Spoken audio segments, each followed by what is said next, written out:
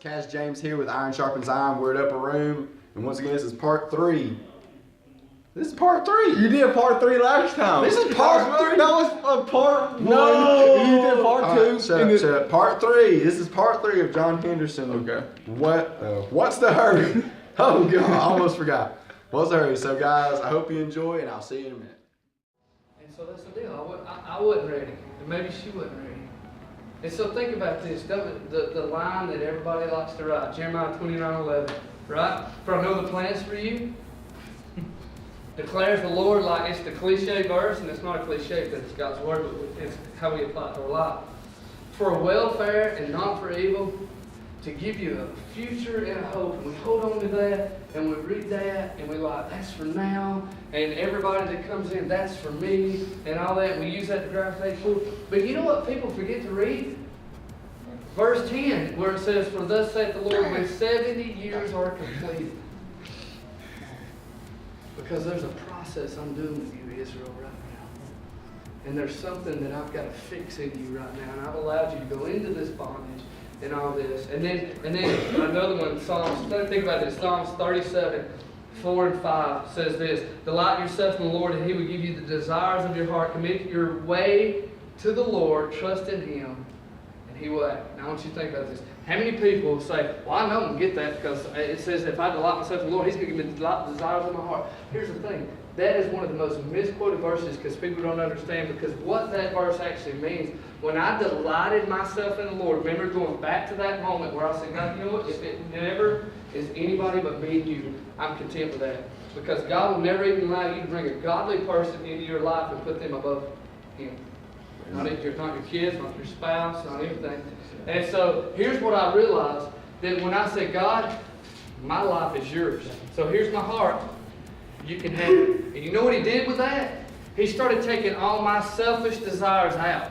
I want the right spouse. He started taking that out. And He emptied my heart completely. And then you know what He did?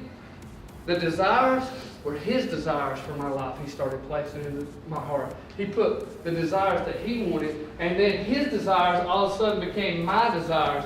See, the problem with that verse, when we read it wrong, we think our desires become God's desires for our life, and God says, you're reading it backwards. I need you to empty your desires, put my desires in, and then you start following after me in that. And that's what He did. He totally emptied me. I'm going to give you 3 things. I'm going to close this really quick that you need to do. Number 1, that you need to learn how to wait. Because what happens is you're resting in the Lord. And until you're rested, how many people get on how many wrecks because people are tired?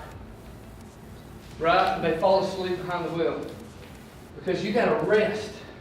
You need to be able to rest in the Lord because God is restoring you and doing things in you, and He's getting you ready. What does rest do? It gets us ready for what's next. We rest tonight so we can be ready for what's next tomorrow.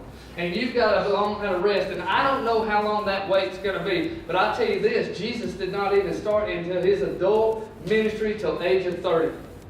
Now here's what I didn't tell you. Me and Kelly got married at age 30. We put God in our life. He is first.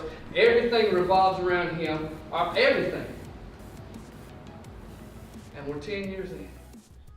I'll start putting the pressure. Hey, I got to know who my wife is. You know what I'll tell you?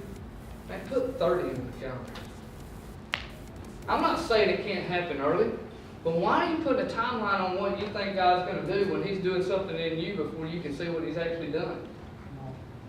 You got to let Him do it on the inside. So the first thing is we got to learn how to rest, and that means waiting. He's doing something in you when you rest. The second thing is once we're rested and once we are completely content, which is what happened to me, we need to learn how to recognize what's from God. So we got to rest, and the next day that's going to allow us to be alert, and we can recognize what's God. See, Christ, when we recognize and all this, He made Kelly and I an incredible couple. This church would not exist if Kelly was not my wife. It wouldn't happen. I'm just telling you right now. I could not do this without her. Something happens to her, be a wreck. Now, the last thing, so we're going to rest, we're going to recognize, and the third thing is we got to respond. We have to respond. And here's why: opportunities of a lifetime, I share this all the time, have to be seized in the lifetime of the opportunity. The opportunity you have tonight, you'll never have tonight's opportunity ever again. Now, I'm not saying he can't bring you other opportunities next Thursday night.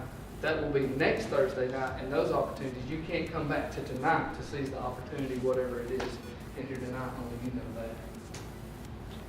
But so when I was getting ready for this, and I'm going to close this really quick and try to close up. When I was getting ready for this, I began to think about what happened when I really started trusting the Lord, when I started trusting my Father. And I read the stats. I looked it up. You should look this up. Arranged marriages. And I think arranged marriages are the best thing ever. And y'all all would disagree with me. Let me tell you a true story. When I went to marry my first wife, and no disrespect to her, my mom wrote me a letter and said, she's not for you. And my mom was connected to the Father. She was a praying mom. But she said, I know you're marrying her. We're going to love her and honor her and all that. The person before I dated before her, they said, she's not for you. Because my parents spent time with the Lord. They rested in the Lord. They recognized things. Kelly's parents never had peace about the first guy that she was with. Never had peace. But the moment I brought Kelly to my house to meet my parents, my dad called me outside and said, she's the one. Your mom and I really like her. And that's the same thing that Kelly's parents told her. Arranged marriages still happen around the country. India has arranged marriages. Now, before I tell you the divorce rate in arranged marriages in India, I want to tell you the divorce rate in the church. And it's the same exact as outside the church. Unbelievers and believers, it's the same divorce rate. Because they use the same process, most of them, how they find their spouses. I think it's over 56% in the church and outside the church. You go to India where they have arranged marriages, 80 or 90-something% of marriages in India, and I didn't have time to write that down, and around the country that are arranged. You know what the divorce rate is? Less than 2%. Less than 2%.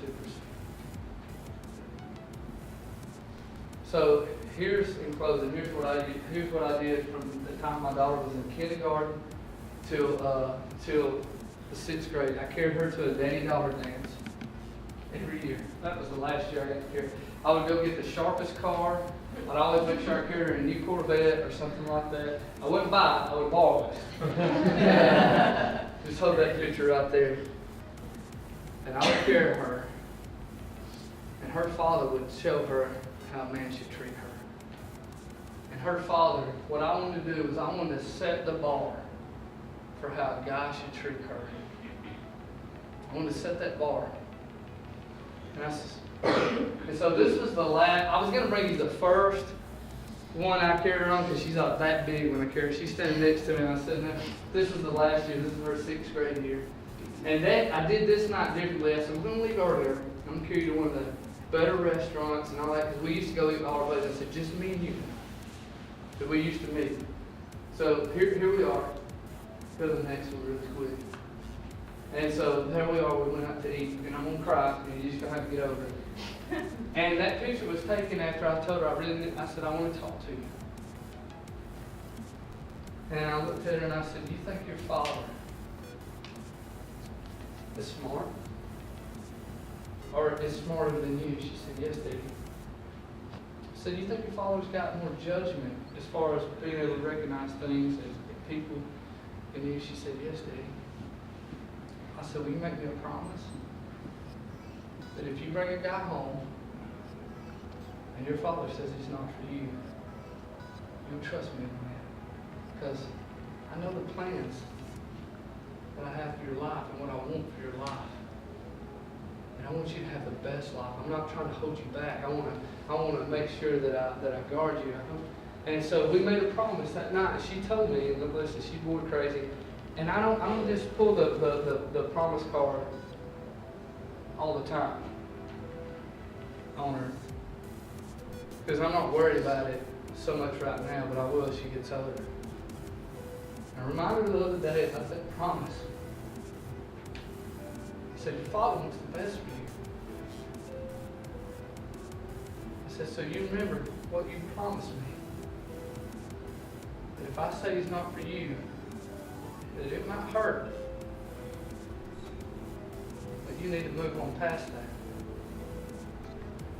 And I'll help you.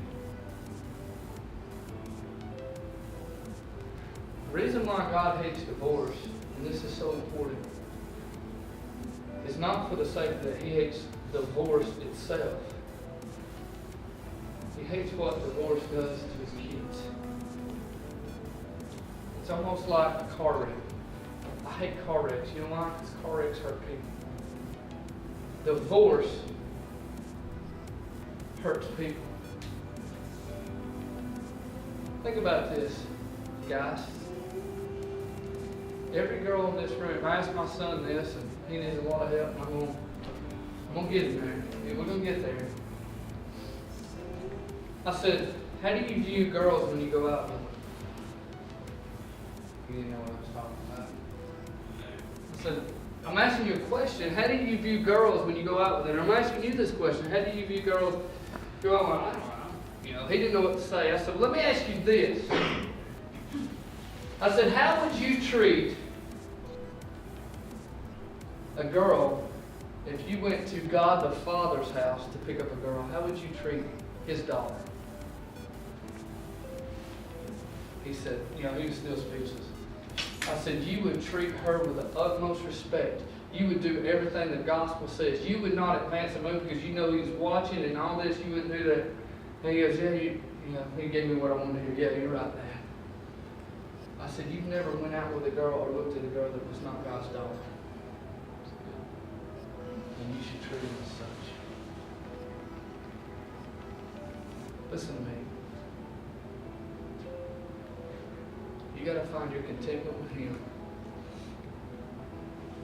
And you've got to do what a good friend of mine said when she was trying to make something happen. Good Christian lady. She said the Holy Spirit spoke to her one night and said, why are you trying to do my job? I'll bring who you need in your life when you need them. Are you content with Him? And the second thing I want to ask you and want you to understand is you'll never find one until you are. I hope you guys enjoyed part 3 and the final part of Jon Henderson at Upper Room tonight. And shut up. What are you looking at? Dude, you do like 25 parts. This is my cameraman's fault. Heavens above. Anyways, this is the third and final part of Henderson speaking. What's the hurry? And I hope you guys enjoyed that. Like I said, my name's Kaz James, and this is Iron Sharpens Iron. Wait a second. I gotta tell everybody to like, subscribe, and comment.